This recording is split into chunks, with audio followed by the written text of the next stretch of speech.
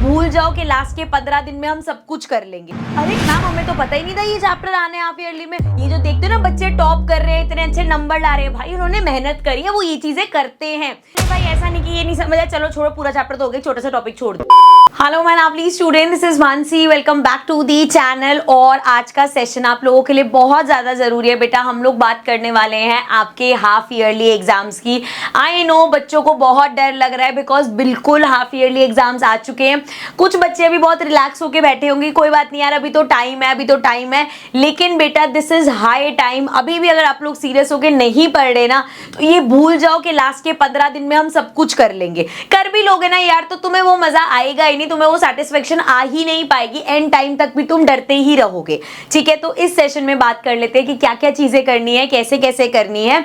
अगर अभी तक भी चीजें नहीं करी, बहुत ज्यादा डर लग रहा है, तो कैसे कोप अप करेंगे। सो हमें यहाँ पे 3 चीजों का ध्यान रखना है, दैट इज सिलेबस देखो, प्रैक्टिस करो एंड रिवाइज करो। सो सिलेबस देखने से क्या मतलब है, जो भी तुम्हारी क्लास में टॉपर है भाई, या जो भी तुम्हें लगता है कि ये समझदार बच्चा है, इसको सब पता होता है, या अपनी टीचर्स के पास जाओ, प्लीज सिलेबस कंफर्म कर लेना। मैंने ऐसे ऐसे बच्चे देखे हैं ना, अरे मैम हमें तो पता ही नहीं था ये चैप्टर आने हाफ ईयरली में, ओ मैंने तो ये वाला चैप्टर कर लिया, ये तो आना ही नहीं है। तो ये बेवकूफी मत करना भाई, अपने अभी जो सिर्फ ध्यान दो हाफ ईयरली एग्जाम पे। इस चीज को मत देखो कोई बात नहीं एक्स्ट्रा कर लिया था या कोई बात नहीं किया एक चैप्टर, तो हाफ ईयरली का सिलेबस देखो। अभी पूरी पूरी बुक्स नहीं आ रही आपके पास, तो बेटा जितना आ रहा है उसको अच्छे से करना है। उन चैप्टर्स को लिख लो, उन चैप्टर्स में से मार्क कर लो कि ये चैप्टर्स मेरे हो गए हैं, ये चैप्टर्स अभी मुझे करने हैं। सो ये चीज करना है, सिलेबस देखना है। और अगर हम बात करें बच्चे प्रैक्टिस और रिवीजन की, तो इस बात को हमेशा ध्यान रखना, 80% is your practice and 20% is revision. बहुत बच्चों का ना ये चीज लगता है, जैसे आजकल आप लोग क्योंकि YouTube वगैरह से पढ़ लेते हो, तो हमें ऐसा लगता है कि 2 घंटे का हमने एक 1 शॉट लेक्चर देख लिया और हमारा ये चैप्टर हो गया। ऐसी गलती नहीं करनी बेटा, चाहे मैथ्स हो चाहे साइंस हो। सिर्फ सुनने से काम नहीं बनेगा, आपको खुद चीजें करनी है, खुद प्रैक्टिस करना है। जब तक उसके अंदर घुसोगे नहीं ना, कॉन्फिडेंस नहीं आएगा। सिर्फ सुनने से अगर होता ना बेटा, तो 2-2 घंटे के सारे चैप्टर है 4 दिन में पूरी बुक कर लेते आप। आपको ये गलती नहीं करनी बेटा। हम सिर्फ लेक्चर, जब जैसे ट्रिको का क्वेश्चन है, जब मैं बोर्ड पे करा रही हूँ ना तो वो बहुत ईजी लग रहा था, अच्छा ये स्टेप है, ये स्टेप है, हाँ ये तो ईजी है। जिस दिन खुद रजिस्टर लेके बैठोगे, खुद क्वेश्चन लेके बैठोगे ना, तब पता चलेगा यार ये तो मैं दूसरे स्टेप पे अटक गया, मेरे को समझ ही नहीं आ रहा आगे करना क्या है। इसीलिए ये गलती नहीं करना। Practice practice practice. ये लेक्चर्स देखना, चीजें समझना, सब उसको रिवीजन का पार्ट रखो अपना। लेकिन मतलब जैसे चैप्टर स्टार्ट करो, पहले लेक्चर देख लो पूरा, फिर खुद करना है उसको भाई, और फिर उसको रिवाइज करना है। समझ रहे हो?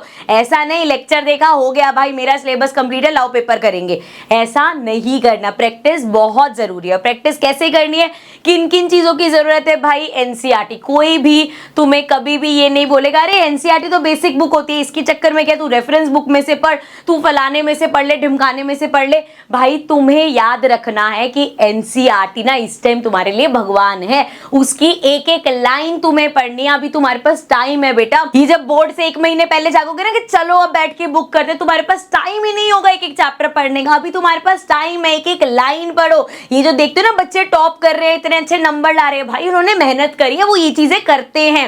एक एक लाइन पढ़ो बुक की। पेपर कहीं बाहर से नहीं आता, तुम्हें ये बात समझ ही नहीं आती। तुम्हें लगता है भाई आरडी शर्मा के 100 क्वेश्चन कर लूं मैं, फिर मेरा हो गई तैयारी। ऐसा नहीं है बेटा, कंसेप्ट्स यहीं पे ही है, सारे फंडामेंटल सारी चीजें यहीं पे ही है। सो जब तक फंडामेंटल चीजें ही क्लियर नहीं है, जब तक कंसेप्ट्स ही समझ नहीं आ रहे, कहां से बड़े बड़े क्वेश्चंस या रेफरेंस बुक्स पे तुम लोग जाते हो, मेरे को समझ में नहीं आता। कोशिश करो एक एक लाइन पढ़ो, अपने खुद के नोट्स बनाओ। ये चीज मैं बोल बोल के थक गई कि आप, मैं ये नहीं कह रही यार हम लोगों के नोट्स मत लो, हम लोग आपको नोट्स प्रोवाइड कर देते हैं, वो आपकी हेल्प के लिए है यार। अपनी नोट्स खुद बनाओ। जिस दिन खुद के नोट्स बनाने आ जाएंगे, उन नोट्स से जब पढ़ोगे ना भाई, तब तबाही मचाओगे तुम। ठीक है, अब इसके अलावा अब ठीक है उसके बारे में बात कर लेते हैं कि ऐसा तो है नहीं कि भाई कुछ जैसे मैथ्स जैसा सब्जेक्ट है, सो भैया सिर्फ हम मैथ्स के एनसीईआरटी के एक्सरसाइजेस और क्वेश्चंस कर जाएंगे, ऐसा तो नहीं है। एंड ऑल्सो ये मैं मेंशन कर दूं, स्पेशली जो लक्ष्य बैच है ना बच्चे, उसमें मैथ्स का बुक का एनसीईआरटी का एक भी क्वेश्चन हमने नहीं छोड़ा। जितने भी अभी तक चैप्टर्स हुए हैं, एक एक क्वेश्चन, एक एक एग्जाम्पल, एक एक जो ऑप्शनल वो ले लो, चाहे अपनी एक्सरसाइज ले लो, सारे क्वेश्चंस आपके पास इस चैनल पे लक्ष्य बैच वाले जो वीडियोस है उसमें अवेलेबल है। ठीक है, अब बात करते हैं एक्स्ट्रा क्वेश्चंस की। तुम्हें एक्स्ट्रा स्टफ चाहिए, मैं मानती हूँ भाई एक्स्ट्रा चीजें करने के लिए चाहिए। सो उसके लिए ये वन शॉट बुक तुम्हारे लिए तो बनाई है यार। तुम्हें क्यों समझ में नहीं आता? तुम क्यों सोचते हो कि यहां से भी 50 चीजें ले लूं, मैं यहां से भी कर लूं, ये भी ले लूं, वो भी ले लूं। जब एक इस बुक पे मेहनत करी गई है, ये बुक बनाई गई है, इसीलिए बनाई गई है ना भाई कि एक्स्ट्रा सारी चीजें तुम्हारी कवर हो जाए। कंपेटेंसी क्वेश्चंस तुम्हें इसमें मिल जाएंगे, जो आरडी शर्मा, आरएस अग्रवाल के हाई लेवल के क्वेश्चंस है वो तुम्हें इसमें मिल जाएंगे। जो पीवाईक्यूज तुम्हें चाहिए, पहले कॉन्सेप्ट जो हमने पर्याप्त सीरीज करी थी वो बच्चों के लिए इतनी हेल्पफुल रही थी, उसमें हमने पीवाईक्यूज ही तो डिस्कस करे थे, तो यहाँ पे तुम्हें चैप्टर वाइज सारे पीवाईक्यूज मिल तो रहे हैं। So this book is enough, इस चीज को समझो। तुम्हारी एनसीईआरटी और ये वन शॉट बुक दोनों चीजें काफी है। एंड आई नो बहुत बच्चे ये पूरा बंडल ले चुके हैं एंड सारी बुक्स उनको पसंद में आ रही है। कुछ बच्चे, सिर्फ कुछ % बच्चे ऐसे हैं जो प्राइस की वजह से बुक को नहीं ले रहे कि यार महंगी लग रही है ये वो। सो क्योंकि हाफ ईयरली एग्जाम्स आ रहे थे तो एडुकार्ट से बात करके हमने आपकी इस बुक पे 30% ऑफ किया है। अभी के लिए अगर आप ये बंडल परचेज करते हो तो आपको 30% ऑफ पे मिलेगा ओनली फॉर टुडे। सिर्फ एक दिन तक ऑफर वैलिड है। नीचे लिंक दे रखा है ऑफर का, उस पे क्लिक करना। जब भी ये वीडियो देखते हो पहला काम यही करना बच्चे, क्योंकि ऑफर एंड हो जाएगा फिर आप कहोगे कमेंट्स में मैम अभी तो ऑफर दिख नहीं रहा हमें। So it is only valid for 1 day. Please go check out the link, वहां पे आपको डिस्काउंटेड प्राइस मिल जाएगा।